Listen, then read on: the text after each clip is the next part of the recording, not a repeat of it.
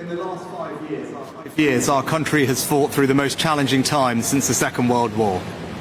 As I stand here as your Prime Minister, I can't help but reflect that my first proper introduction to you was just over 4 years ago. I stood behind one of the podiums, upstairs in the building behind me. I told you that we faced a generation-defining moment and that we as a society would not be judged by some government action, but by the small acts of kindness that we showed one another. You met that challenge, and then some, and I have never been prouder to be British. And when I introduced the furlough scheme, I did so not because I saw a country simply in need of desperate help, albeit we were, but because I saw a country whose future hung in the balance. I could be bold and trust in the tens of millions of you at home that you would rise to the moment, or I could accept the inevitable millions of job losses and pick up the pieces. In truth, it was no choice at all. I have never and will never leave the people of this country to face the darkest of days alone, and you know that because you've seen it. As I did then, I will forever do everything in my power to provide you with the strongest possible protection I can. That is my promise to you. Because for so many of us, it's easy to forget the scale of what we've been through. We were hit by a pandemic that upended normal life. Who would have thought that the government would ever tell us how many times a day we could leave our homes? Then, just as we were recovering from COVID, war returned to Europe, with Putin's invasion of Ukraine sending your energy bills spiralling. I came to office, above all, to restore economic stability. Economic stability is the bedrock of any future success, whether that is rising wages and good jobs, investment in our public services, or the defence of the country. And because of our collective sacrifice and your hard work, we have reached 2 major milestones in delivering that stability, showing that when we work together, anything is possible. Our economy is now growing faster than anyone predicted, outpacing Germany, France and the United States. And this morning it was confirmed that inflation is back to normal. This means that the pressure on prices will ease and mortgage rates will come down. This is proof that the plan and priorities I set out are working. I recognise that it has not always been easy. Some of you will only just be starting to feel the benefits, and for some, it might still be hard when you look at your bank balance. But this hard-earned economic stability was only ever meant to be the beginning. The question now is how, and who do you trust to turn that foundation into a secure future for you, your family, and our country. Now is the moment for Britain to choose its future, to decide whether we want to build on the progress we have made or risk going back to square one with no plan and no certainty. Earlier today, I spoke with His Majesty the King to request the dissolution of Parliament.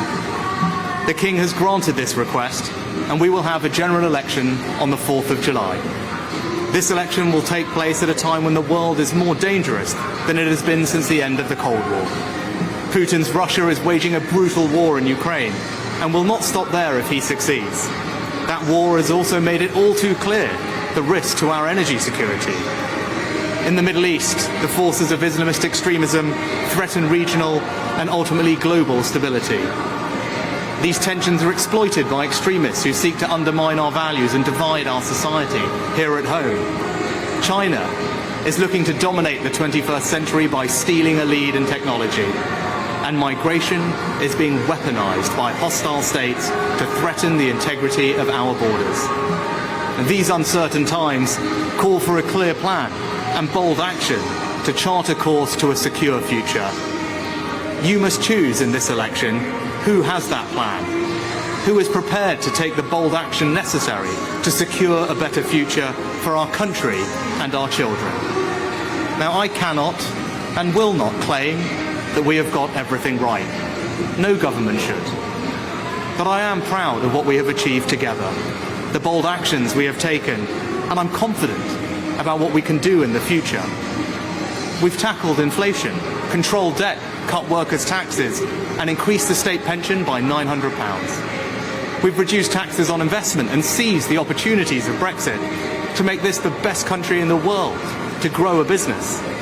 put record amounts of funding into our NHS and ensured it is now training the doctors and nurses it needs in the decades to come. We've reformed education, and our children are now the best readers in the Western world. We prioritised energy security and your family finances over environmental dogma in our approach to net zero.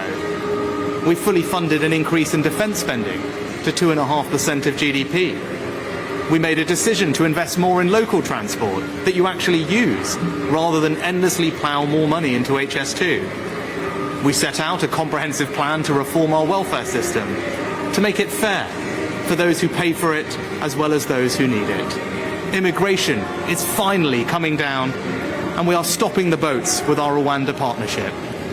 And we will ensure that the next generation grows up smoke-free. I hope that my work since I became Prime Minister shows that we have a plan and are prepared to take bold action necessary for our country to flourish. Now, I've stuck with that plan and always been honest with you about what is needed, even when that's been difficult.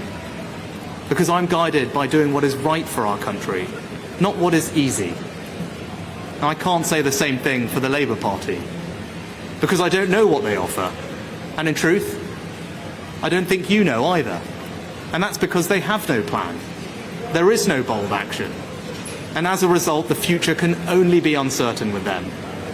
On the 5th of July, either Keir Starmer or I will be Prime Minister. He has shown time and time again that he will take the easy way out and do anything to get power. If he was happy to abandon all the promises he made to become Labour leader once he got the job, how can you know that he won't do exactly the same thing if he were to become Prime Minister? If you don't have the conviction to stick to anything you say, if you don't have the courage to tell people what you want to do, and if you don't have a plan, how can you possibly be trusted to lead our country, especially at this most uncertain of times? Over the next few weeks, I will fight for every vote. I will earn your trust, and I will prove to you that only a Conservative government led by me will not put our hard-earned economic stability at risk, can restore pride and confidence in our country, and with a clear plan and bold action will deliver a secure future for you, your family, and our United Kingdom.